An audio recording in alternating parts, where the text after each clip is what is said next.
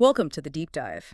Today, we're tackling a pretty dense document, actually, Executive Order 14117. Yeah, issued back in February 2024. Right. And it's all about stopping certain countries, these countries of concern, from getting their hands on Americans' bulk-sensitive personal data and U.S. government data. Exactly. It's a big deal for data security, national security, even international relations. So our mission today really is to unpack this for you. We've read through the official text in the Federal Register, and we want to figure out, why now? What's it actually trying to do?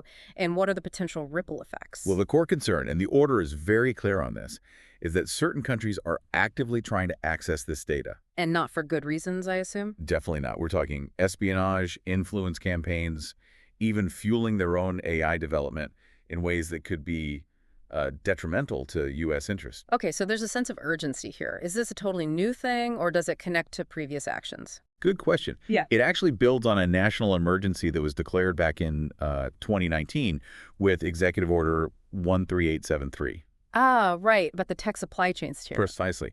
And then that was followed up by Order 12034 in 2021.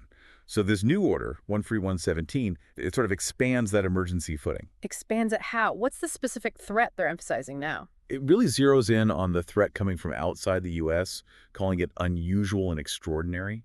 And a big part of that new focus is the role of advanced tech, especially AI. AI analyzing our data. Yeah. The worry is that these countries can use AI to process huge amounts, bulk amounts of sensitive personal data to find patterns, vulnerabilities, you name it. Okay, that makes sense. It's not just about stealing a file, it's about analyzing everything. Exactly. And they also flag the risk even with non-bulk data if it relates to specific government locations or personnel, think military bases, federal buildings, that sort of thing. So even smaller data sets can be dangerous if they're targeted correctly. Right. And this all fits into a wider picture of trying to foster, an international tech ecosystem that actually respects security, privacy, and basic human rights. Okay, that sets the stage pretty clearly. So what's the official policy the U.S. is laying out here? What are they actually trying to achieve? The stated policy is, well, pretty direct. Restrict access by these countries of concern to Americans' bulk-sensitive data and government-related data when it poses an unacceptable national security risk. But they're not trying to shut everything down, are they? What about trade and research? No, and that's a key point. Oh. The order explicitly says they want to balance this with the U.S. commitment to, open data flows globally. They want to maintain those international links for consumer stuff, economic activity, science, trade. So it's a tightrope walk. Protect the data, but don't build a digital wall around the U.S. Precisely. And they draw a pretty sharp contrast between how these countries of concern supposedly handle data and privacy versus democratic values. They even mention the OECD Declaration on government access to personal data. And what specific bad actions are they worried about? You mentioned espionage earlier. Yeah, espionage is high on the list. Also, malicious cyber activities, tracking and profiling Americans, including government employees, potentially for blackmail. Wow. And it goes further, collecting info on activists, academics, journalists, dissidents, marginalized groups. Basically, using data access to potentially suppress dissent or target critics. That's chilling. And is it just about direct government access, or are they worried about companies too? Both. They're specifically mentioned the risk of indirect access. So through companies that are owned by, controlled by, or even just subject to the jurisdiction or laws of these countries of concern. Meaning a country might have laws compelling companies within its borders to hand over data, even if it's U.S. data. That's exactly the scenario they're concerned about. Those kinds of cyber laws, national security laws, intelligence directives that could force data sharing. Okay. And the AI angle keeps coming up. It does. They reiterate the danger of using bulk-sensitive data to train AI systems that could then be turned against the U.S. or its interests. So previous actions weren't enough. Apparently not. The order acknowledges past efforts, but states that, further steps are necessary now. But they are trying to be specific, right? Not just broad prohibitions. Yes, they stress that this order doesn't authorize, general data localization, forcing all data to stay in the U.S. And it's not meant to broadly ban all commercial deals with entities in those countries. The idea is carefully calibrated actions. Calibrated actions, okay. And what about things like research data or health info? They mention a commitment to things like public access to taxpayer-funded research and sharing health information, for patient care. The national security restrictions are meant to be specific Yeah. and minimize disruption to those kinds of beneficial activities. Got it. So let's get practical. Section 2 talks about prohibited and restricted transactions. What does that actually mean? Who decides and what gets blocked? Right. This is where the enforcement mechanism starts to take shape. The Attorney General, working closely with the Secretary of Homeland Security, is tasked with issuing regulations. Regulations that will do what? They'll either outright prohibit certain types of transactions involving this sensitive data, or they'll restrict them, meaning they might be allowed, but only if specific security measures are met. And what triggers a prohibition or restriction? The criteria are, Yeah. does the transaction involve bulk sensitive personal data or U.S. government-related data? Does it pose an unacceptable national security risk because it could give a country of concern access? And did it happen after the regulations go into effect? Okay. Are there exceptions? Yes, the order mentions that exemptions and licenses might be available, and it specifically carves out transactions that are just, ordinary parts of financial services or things required purely for federal regulatory compliance. So not trying to mess with normal banking, for example. Seems like it. And there's a deadline for these rules. Yeah, the AG has 180 days from the order date, so late August 2024, to get a proposed rule out there for comment. What do we expect to see in that proposal? It sounds like it needs to cover a lot. It really does. It needs to identify the specific classes of transactions that will be prohibited. Like selling large data sets of location info, maybe. Potentially, yeah. And it also needs to identify the restricted classes, the ones where security rules could make them okay. And who sets those security rules? That falls to the Secretary of Homeland Security, acting through CISA, the Cybersecurity and Infrastructure Security Agency. And they're told to base these rules on established standards, specifically the NIST cybersecurity and privacy frameworks. Ah, NIST. So industry standard stuff. Exactly. The proposed rule from the AG also needs to officially name the countries of concern and possibly define covered persons within those countries that need sign-off from state and commerce too. So we'll finally get an official list. Presumably. The rule also needs to set up ways to provide clarity, maybe through specific designations or a licensing process. A licensing process, okay. So companies might be able to apply for permission for certain transactions? That seems to be the idea. The AG needs to establish that process, again with input from state, commerce, and homeland security. And, of course, it needs to define key terms more precisely, figure out coordination with bodies like CFES and OFAC. Treasury's sanctions arm? Right, and address record-keeping and reporting requirements. It's a heavy lift. Definitely sounds like it. And the CISA security requirements for those restricted deals, how does that process work? So, Homeland Security, through CISA, will propose those security requirements separately. They'll seek public comment, just like with the AG's rule, and then publish the final requirements, again based on those NIST frameworks. So multiple layers of regulation being developed here. Yes, and the AG can propose further rules down the line, maybe identifying new types of risky transactions or monitoring compliance with those CISA security standards. And what guides them in writing these rules? Are there specific principles they have to follow? The order lays out several considerations. The nature and volume of the data, setting appropriate thresholds, requiring due diligence from companies, not imposing generalized data localization. That point again. Right. Also accounting for existing U.S. government legal obligations about data access, and interestingly, initially excluding certain types of omic data, like proteomics or metabolomics. Well, they study them more. Genomics is in, though. Genomics is in from the start, but other omics get a closer look first. Okay. And once these prohibitions are in place, they apply, unless there's a specific law or license allowing the transaction. They even override prior contracts. So no grandfathering in old deals. Doesn't look like it. And of course, trying to evade the rules, or conspiring to, is also prohibited. They might even go after U.S. persons who knowingly direct others to carry out prohibited transactions abroad. Covering all the angles, can the AG and DHS delegate these tasks? Yes, the order allows them to redelegate their authority. And finally, there's a requirement for regular reports to Congress on how this is all going. Okay, that's a deep dive into Section 2. Now, Section 3 focuses specifically on protecting data in certain areas, like submarine cables. Why single those out? Well, think about it. Submarine cables are the physical backbone of the internet, carrying vast amounts of data between continents. Right, huge data pipes. Exactly.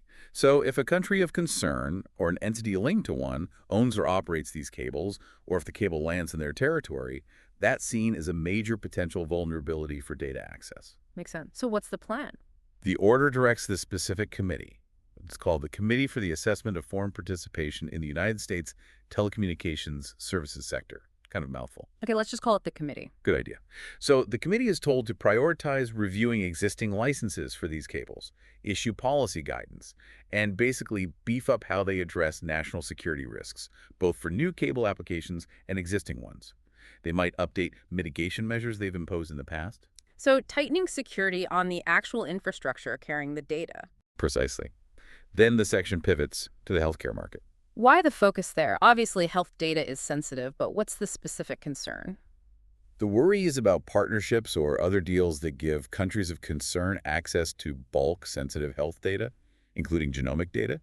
And even if the data is supposedly anonymized, You can re-identify it. with enough data and sophisticated AI, the order suggests that re-identification is a real risk. So it tasks the Departments of Defense, Health and Human Services, HHS, Veterans Affairs, VA, and the National Science Foundation, NSF, to look into this. Look into it how. What actions might they take? They need to consider steps, could be new rules, guidance, whatever, to stop federal funding or assistance from enabling this kind of data access by countries of concern. Or, alternatively, impose security requirements on recipients of federal grants or contracts who handle this data. So using the power of the purse, essentially. Yeah. And they also need to develop guidance specifically for U.S. research institutions on protecting sensitive health data and submit a joint report on all this within a year. And genomic data is clearly a major focus within healthcare data. Absolutely. It's singled out due to its unique, personal, and potentially heritable nature. The risk profile is just seen as higher. Got it. Anything else in this section? Yes, one more area. Data brokers. Ah, the companies that buy and sell personal information. Exactly. The order explicitly calls them out as posing a particular risk because their whole business model involves aggregating and selling access to bulk sensitive personal data, potentially including government-related data. So what's the proposed solution there?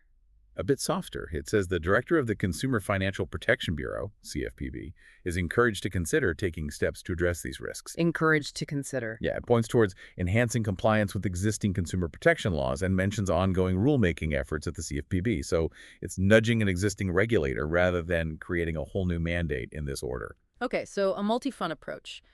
Infrastructure, healthcare funding, and the data brokerage market. What about data that might have already been transferred? Is there any looking back? Yes, that's Section 4, assessing prior transfers. It acknowledges that, data might have flowed to these countries before these new rules kick in. Right, the horse might already be out of the barn in some cases. Potentially. So within 120 days after the main regulations from the AG become effective, the AG, Homeland Security, and the Director of National Intelligence need to recommend actions. Actions for what? To detect, assess, and mitigate risks stemming from those prior transfers of bulk-sensitive data. The Assistant to the President for National Security Affairs, the APNSA, will then review their ideas and figure out implementation. So trying to retroactively assess and maybe manage the risk from past data flows? Interesting. Yeah, it's not just forward-looking. Then there's a requirement for a report to the president later on. Correct. Section 5 mandates that within 1 year of the AG's regulations taking effect, the AG consulting with other secretaries like Commerce, Treasury, HHS, etc., has to report back to the president. What's the report about? Basically assessing how well the order is working. Is it actually effective in countering the threats? And what's the economic impact been? Ah, the economic side. Are they worried about hurting U.S. businesses? They definitely want to understand the impact, including on U.S. international competitiveness. The order actually requires them to solicit and consider public comments specifically on the economic effects when preparing this report. That seems important for maintaining that balance we talked about earlier. Absolutely. Yeah. You need to know if the cure is inadvertently causing other problems. Okay, now you mentioned earlier that certain OMIC data, other than genomic, was initially excluded from the main restrictions. Is there a plan to revisit that? Yes, that's Section 6, assessing risks of other OMIC data. It sets up a specific process for that. What kind of OMIC data are we talking about here? Things like proteomics, proteins, epigenomics, gene modifications, metabolomics, metabolites, basically other large-scale biological data beyond the basic DNA sequence. And what's the process? within 120 days of the order being issued. So pretty quickly, around late June 2024, a working group needs to submit a report. This group includes the APNSA, folks from the Domestic Policy Council, the Office of Science and Tech Policy, and others. And the report will assess. It assesses the risks and benefits of regulating transactions involving these other human alphanumeric data types. It needs to recommend whether, and to what extent, these should also be covered by the restrictions in Section 2. So it's a dedicated risk-benefit analysis for these emerging data types. Exactly, considering national security, but also the economic costs and the potential impact on scientific research if they were to be restricted. Yeah. It's a more cautious, evidence-based approach for data types where the risks might be less immediately obvious than for genomics. That makes sense. Address the known big risk first, then carefully evaluate the others. Okay, finally. Like any good legal document, there's a definitions section, Section 7. Why are these so critical? Definitions are everything in regulation. They determine the scope, who and what is covered, and who and what isn't. Vague definitions lead to confusion and loopholes. So what are some key terms they define? You mentioned access earlier. Right, access is defined broadly, physical or logical. Yeah. Doesn't matter how you get to the data. Bulk is important, but its specific threshold isn't in the order itself. It's delegated to the AG's regulations. So we have to wait for the rules to know exactly how much data counts as bulk. Correct. Country of concern is defined conceptually a foreign government with a history of bad actions against U.S. security or safety and a significant risk of exploiting data. The actual list comes later. Got it. What about covered person? Who falls under that? That's quite broad, too. It includes entities owned, controlled by, or subject to the jurisdiction of a country of concern. Also, their employees or contractors. Yeah. Even individuals just residing in that country if they're not a U.S. citizen or permanent resident. And anyone else specifically designated. So it really tries to capture anyone potentially acting for or under the influence of these countries. That's the goal. Then there's sensitive personal data itself, which is a long list. Like what? It includes specific covered personal identifiers, things the AG will list out, but likely including unique ID numbers, etc. Also, precise geolocation data, biometric identifiers, human omic data, including genomic, various types of health data, financial data. A lot of things. Yes, if it's linked or linkable to identifiable U.S. individuals or specific groups of individuals. But there are exclusions like data from public records, personal communications covered under IEPA, or informational materials. IEEPA, the International Emergency Economic Powers Act. Right, standard carve-outs often seen in these kinds of orders. And there's also United States government-related data. How is that different? That's defined as sensitive personal data that has an added risk factor because it's linked or linkable to current or recent former federal employees or contractors, including military members or senior officials. Or it's linked to specific sensitive government locations. So basically, sensitive data about government people or places. Exactly. It gets heightened scrutiny. The section also defines basic terms like entity, person, U.S. person, and lists the relevant agencies involved in consultations. Very thorough. Is there anything else important in the final general provisions section? Section 8 mostly contains standard legal boilerplate. It confirms the order doesn't mess with the existing legal powers of agencies or the budget office. Okay. Crucially, it says the order doesn't prohibit transactions done for official U.S. government business or under agreements with the U.S. government. So government activities are exempt. Yes. It mentions using interagency processes if there are disputes, confirms everything depends on available funding, and the standard disclaimer states the order doesn't create any private right of action, meaning individuals can't sue based solely on this order. Right. You can't just take someone to court for violating the EO itself. Enforcement is through the government regulations. Precisely. Okay. This has been incredibly detailed. Thank you. So, boiling it all down, what's the single most important takeaway for someone listening to this? I think the key message is this. The U.S. government sees the potential misuse of Americans' bulk-sensitive data, especially by certain foreign powers using AI, as a serious national security threat. And they're putting a potentially complex regulatory system in place to try and manage that threat. Exactly. It's creating a framework to restrict or block specific risky data transactions involving these countries of concern, while, and this is crucial, trying not to completely cut off beneficial international data flows for things like commerce and science. It's a major policy move in the data governance space. Yeah, it really underscores that tension, doesn't it, between protecting data security and privacy on one hand and maintaining the open, interconnected digital world we rely on the other. Absolutely. And thinking ahead, especially with how fast AI and data analysis are moving, it makes you wonder, right? How will these definitions bulk sensitive data, even the list of countries of concern, how will they need to change in, say, 5 or 10 years to actually stay effective? That's the million-dollar question. This is likely just the beginning of an ongoing adaptation. And maybe a prompt for all of us listening. What role can we play? Just being more aware, perhaps, of where our own data might be going and who could potentially access it. It's something to think about. Definitely food for thought. This order touches so many sectors: tech, healthcare, finance, research, and ultimately personal privacy. Well, thanks again for walking us through all the intricacies of this executive order. Really appreciate the insights. My pleasure. It's complex stuff, but important to understand.